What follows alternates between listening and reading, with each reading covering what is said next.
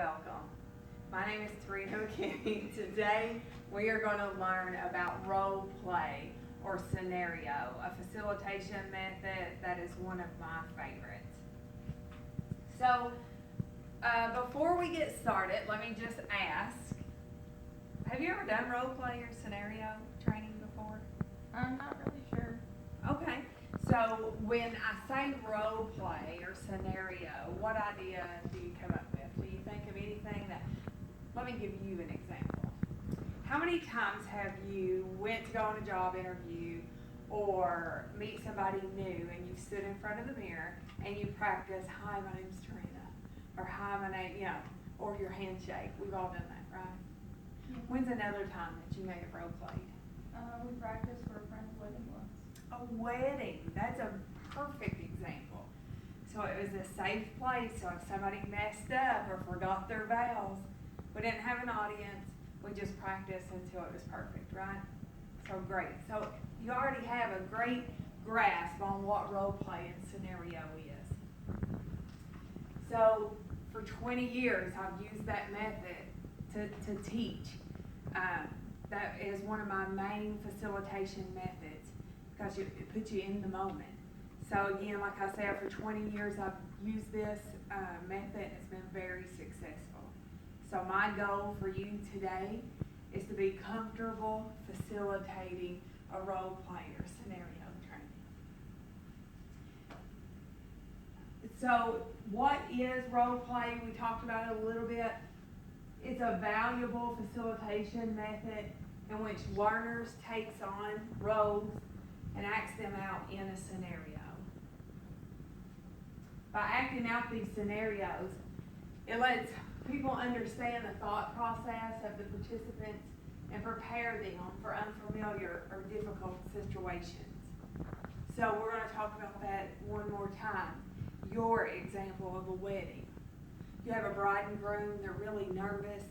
They hopefully haven't been married too many times right before, so they've not went through this. So again, they're nervous, new, unfamiliar territory, and they get to practice their vows, they get to practice walking in, and they get to practice walking out to make sure they're with the beat of the music. That's the exact same thing that role playing in any scenario facilitation method would let them do. Whether it be in an office setting, answering a telephone, or whether it be, preparing for the wedding. So role plays have a lot of strengths. There's a lot of reasons why you want to use role play.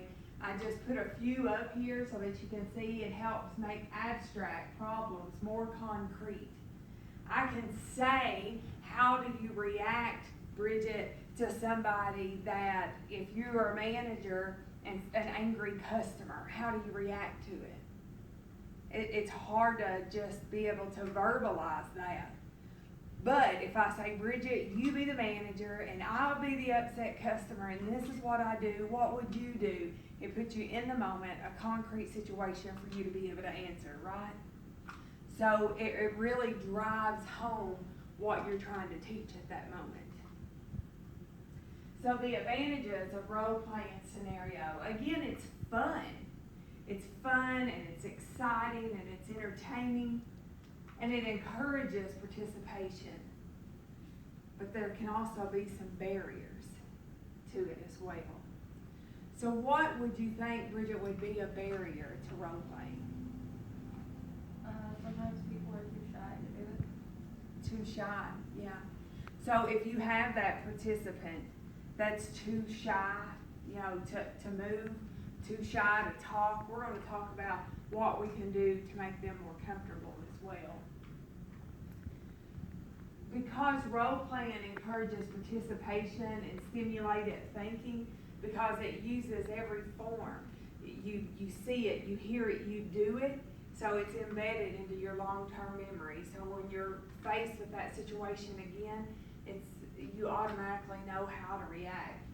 As Katisha said, I hear, I forget, I see, I remember, I do, and I understand. That's such a great quote when it describes role play and scenario. And it also helps you understand the other person's perspective. So we'll go back to the manager and the angry customer. when you're so used to being the manager, when you reverse roles and you become the angry customer. You paid for your cheeseburger, what you paid for is wrong, and now you're just wanting a refund, and the manager's so worried about policy and procedure that they forget to understand the customer. So it lets you see it from a different perspective, and maybe you'll react different as a manager. So you get to see it from both sides. So the objective of this training, like I said a little bit earlier, is that this session will provide an overview of techniques that you can use to help facilitate role player scenario training. You'll also focus on your role as the facilitator. What is your job during the training? You'll also recognize how to remove those barriers that we talked about. What do you do when somebody's too scared or too shy to speak out? What do you do when you have that shark that tries to take a bite and answer every question or get involved in other group scenarios? How do you calm that person? You'll also learn different role-playing scenarios and facilitation approaches. So, you know, the difference between professional and unprofessional. So we'll learn different ways. So our overview of the techniques and tips for facilitation. Step one is you have to know what the objective is. Okay, so what question is going to be answered with this role play or scenario? Next, you got to select the appropriate situation. So if you're trying to teach somebody how to handle an upset customer, what situation or what fictitious event is going to take place for you to be able to solve that issue? And last but not least, you got to assign the roles. So as the facilitator doing that, you're going to explain the objective. So you'll give them an in-depth look at what's happening. You'll also tell them the purpose of the exercise. You're also going to explain about feedback. So if you do something or say something during the training that maybe could be handled a little different, it'll give you an opportunity to be able to step in. So you would tell ahead of time, Bridget, you know, I'm going to listen to you, and then I will guide you to a more correct way to handle the situation. Or it may be the peers, however you decide to do that. So you'll define time limits, tasks, rules, any kind of safety issues. You know, if you're handling something, you may say, watch out for sharp points or whatever. And then you'll describe the situation and the setting of the role play. And you'll provide resources as necessary. So like a script for your trainees to use. And then you'll brief the participants on their roles. You'll allow them time to study the scenarios, and then you'll answer any questions that they may have. So we're going to do a sample role play. So Bridget, we have already talked a little bit about role play. So before we begin, do you understand that there's three main parts, right? Okay. So you have the objective. And the next thing that you do is you identify what? The scenario? You identify the scenario. And the third thing is that we're going to practice the roles. But I'm going to give you a brief moment just to look over that. And I'm going to pull back up on here the three techniques. But we're going to talk about barriers real quick while Bridget practices her role. So at different times, there's going to be barriers that you're going to have to learn to get over. So if you have that person that's shy, maybe put them with an extrovert that will help push them out of their comfort zone, or let them help facilitate. So if they are so shy to interact, go ahead and give them the pen and let them maybe do something on the board, or pull them aside and try to give them a pep talk and some more confidence. If you have someone that is taking over, you know, you have that shark that every time somebody says something, they have to be funny, or the comedian, you know, maybe that's when you have to, all right, guys, let's give everybody an opportunity. You can make it a little funny, and if it keeps going, that's when maybe you can have a one-on-one conversation that says, I'm so glad that you are so eager to participate in this role play, but we have to give everybody an opportunity. So that's another way just to calm that down and shut that down so that everybody gets that equal time. So Bridget, are you ready? Did you get to read your script? Yep. So I'm going to give everybody out here the objective. So today, Bridget is going to be a recruiter, and she's calling me just to ask me some general questions about a job. I'm applied for a general office position. I'll be required to answer the telephone, do some filing, and buy some office supplies.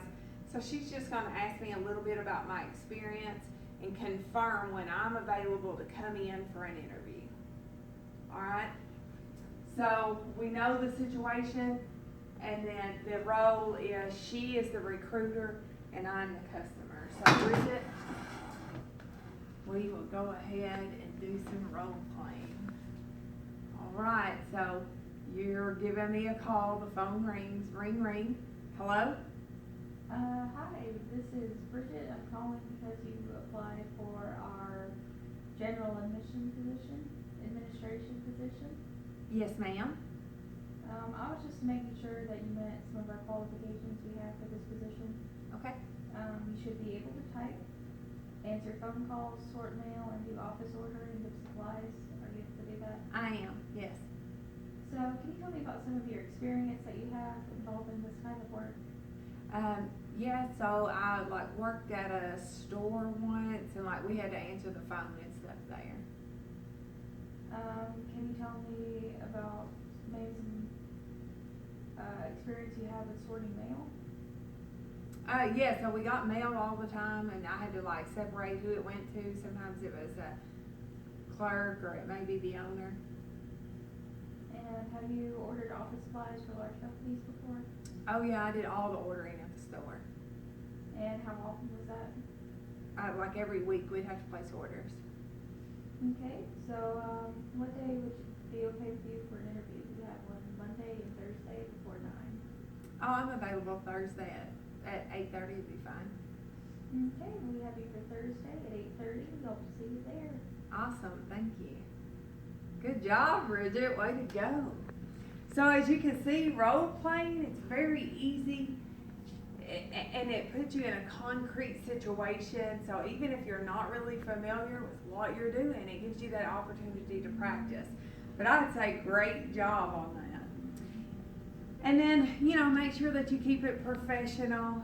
You have, different ways to do it. Bridget, tell me a difference. You did very professional.